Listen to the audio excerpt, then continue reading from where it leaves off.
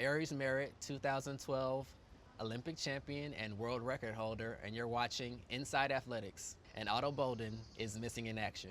He's not in his chair. He's still not here. It's getting dark. My guest today on Inside Athletics is Aries Merritt of the United States. Last year you had one of the most amazing seasons by a 110 hurdler ever.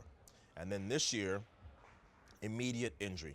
Tell me what you've done to get back to the point where you were able to qualify for the U.S. team, and now you're 5 weeks away from the World Championships.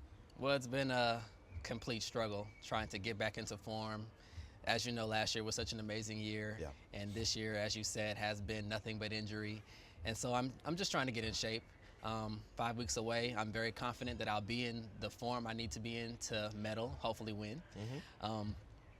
But training's going well, and I can't complain. I just have to take it in stride and keep on knocking them out. We spent a lot of time on television last year documenting your change from 8 steps to 7 steps before the first hurdle. How is it possible that you go from your whole life, your whole pro career, doing 8 steps, and all of a sudden, I can do 7, and that, results for you in the most amazing season you've ever had? Well, it wasn't easy, that's Yeah. for sure. It was a lot of hard training and a lot of failure in practice. When you failed at it, would it involve falling?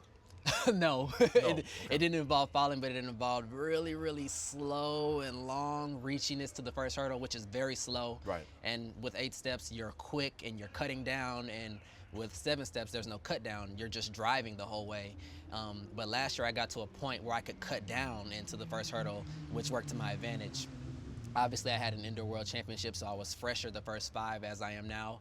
And so it's, like I said, it's been a struggle trying to get back there, because people that I was murdering to that first hurdle, I'm like, what are you doing here with me? This Right. doesn't feel right. Why are you here? And so I just have a little bit of work to do. But the change from 7 to 8 steps is very difficult to do. Lolo Jones, the reason why she's able to do it is because she was bobsledding and she built up enormous amounts of power pulling that sled. Right. And so the same thing happens for us when we switch to 7 steps. It's the same amount of power output. You have to be powerful on each step. Your weaker leg becomes even with your most dominant leg. So that in turn helps you in between the hurdles as well, because Right. all the steps are even instead of one step being more powerful than the other. Last year, world indoor champion, Olympic champion, and you cap off your season with an amazing world record. A lot of people thought it was the performance of the year, including the IAAF. Tell me a little bit about how, after that record has come down in such small increments, how you were able to, just smash it. I don't know, it's magical. I really didn't realize I was running as fast as I was, because normally when I'm running these times, Richardson is right there with me and he goes with me. When I go, he goes. And so I'm like, okay, he's gonna come. And so when I was running and I noticed that he wasn't with me, I said, what the heck is going on? I was kind of in shock, but then I was like, okay, this must be really good. Just keep it up, don't mess up, don't mess this up, keep this, you got this. And I crossed the line and I looked over and I looked over again. I was like, what? And I just started going crazy, because you see 81 and you're like, what? Okay, it's gonna round up, and then it rounds down. Yeah. So it's like 80, I'm like, what? And I'm like looking at it and I'm looking at my age and I'm like, this can't be real. And so then I'm just yelling and screaming. What is it that you learned, or you had to learn really quickly, when you started to put together those wins in 2012? Well, I think that's typically just consistency in training. When you're as consistent as I was last year, the training was just great. I didn't get injured, and so I was able to train through. I had months and months of training, and before, every year leading into 2012, I would get hurt. I would pull my hamstring, I would tear my quad, I would hurt my ankle, I'd have a stress fracture. There's always something. And so now this injury is like, okay, well, I hurt my hamstring. I've dealt with it before. But before, it was like, oh my God, I hurt my hamstring. What am I doing? What do I need to do? And so now I'm a little bit more used to injury. But last year, it was just, the training was just so consistent, and I was in this zone, and it was Olympic year, and you want it so bad, and you want to perform on the biggest stage. And so there was that. Then there was obviously the 7 steps, and the training was good, and I changed my diet. And so I eliminated a lot of stuff. I leaned out a lot. And obviously I've kept the diet because I'm pretty lean right now. But I mean, it was a lot of things that helped my season. And I've always been a pretty consistent hurdler. In college, I was very consistent. I mean, 2006, if you go back, I ran 13:20, 13:20, 13:20, and then once I dipped into the teens in that world record race where Liu Xiang broke the world record in Lausanne, I was actually in that race, and I ran 12, 13:12. And then the next meet, I ran 13:15. And then the next meet, I ran 13:15. Then I ran 13:15 and 13:17. So in other words, in your career, once you're at a point, you've always been able to string together times right there. Exactly. So once I was at 12:93, it was no surprise to me that I was able to run 12:93, 12:93, 12:93. Right. And it was only a matter of time before I broke 12:93. And 12:92 at the Olympic Games I was happy, but I was disappointed because I was like, God, I really wanted to go 12:8 something at the Olympics. That would have been great. Now, if you look around this sport, there's so many people that train in a group, and some of them train in super groups.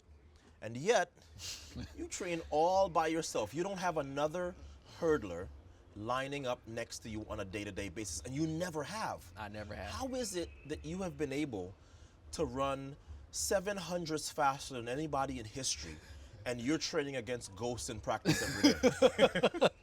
Well, I don't know. I think it's a maturity thing. Yeah. When I first went to University of Tennessee, Vince Anderson was my coach. Right. He coached Justin Gatlin, Leonard Scott. He coached a lot of great people. And he coached me to be a independent athlete. He taught me not to be dependent on a coach. And a lot of people are dependent on their coach. Without their coach, they can't perform. Right. And so the first half of my career, well, all of my career leading up until this point, I have my coach with me now, but I never had a coach with me. And so I was always able to just know and feel what I'm supposed to do. So I think that has a lot to do with it. About 5 weeks out before the day that you have to run your first round at the World Championships, you look at the landscape, and the landscape has changed a little bit in the hurdles because you're coming back from injury. Jason Richardson is not quite where he was, say, at the Olympic trials last year. Where does your confidence come from in terms of, I have 5 weeks and that's enough time? Is there any sort of a panic in you at all that, you know what, it may not be enough time? Well, of course there's that panic in the back of your mind. You're like, How oh much? My God. Maybe about a 50% panic. Okay. It's like, oh my God, am I gonna be ready for this? Right. And then there's another 50% of me that you'll be fine. You've run 12:80. A lot of your competitors have never seen 12:8. So, I mean, you just have to look at it like that and take it one step at a time. I was talking to Brooks Johnson, and he told me, look, you run 12:80. You can come out there on muscle memory alone and just run faster than all these jokers. And so I'm like, oh my God. And I also talked to Colin, and he told me the same thing. He's like, look. Colin Jackson? Yes. Colin told me, just stay patient. It'll come. You know what you can do. You just need to get yourself sharp, get some training under your belt, and we'll see the times. No one's really shocked by what you do at this point because you've already done something so amazing. So I'm looking at and listening to things that people are saying. I'm like, okay, I have plenty of time. And then my coach tells me, obviously, we'll be ready. We've been training through these meets, and I'm not running the times that people want to see, but it's all for the better. It's all for that World Championship. And so I'm training through in hopes that I can be ready to string together 3 strong races, because when I come out, I'm coming out. Just like at the Olympic Games, no games were played. First round, 13:07. Like, I'm not playing games. So we're trying to do that same thing, have that same mentality going towards the World Championships. I think your event is the event that I hate to watch the most with civilians sitting next to me. Because when you guys start and hurdles start hitting the ground, people always say the same thing. How is it? Hey, he's cheating. How is he getting away? He's just knocking down the hurdles. Tell me something as a hurdler that you could say to somebody who has never seen your event before that may give them a sense of what it's like to jump over 10 42-inch barriers for a living. What does that even feel like? Well, it feels like, okay, if I hit this hurdle, I could be off balance. If I nip this hurdle, it can cost me a race. It's really, really technical. And if you hit the hurdle in the slightest bit and come down at the slightest angle wrong, you can twist your ankle. You'll be done for the season. If you come down wrong just slightly with your trail leg, if your trail leg doesn't finish, you're done for the season because you've went into someone else's lane, you've hit someone. That means your whole rhythm is gone. Hurdles is one of those events. It's really tricky. If you don't get out in front and control the race and are leading it, it's really hard to dictate what's going to happen. But then again, you never know because it's the hurdles. And people say hurdles is you're racing against people. You're really not racing against anybody. You're racing against those barriers because if you mess up over one hurdle, you're kaput, you're done. Well, I hope you come all the way back in time for the World Championships. I think That is you the being plan. in there at 100% will make it a better race for all the fans. And thanks for joining me. No problem. All right.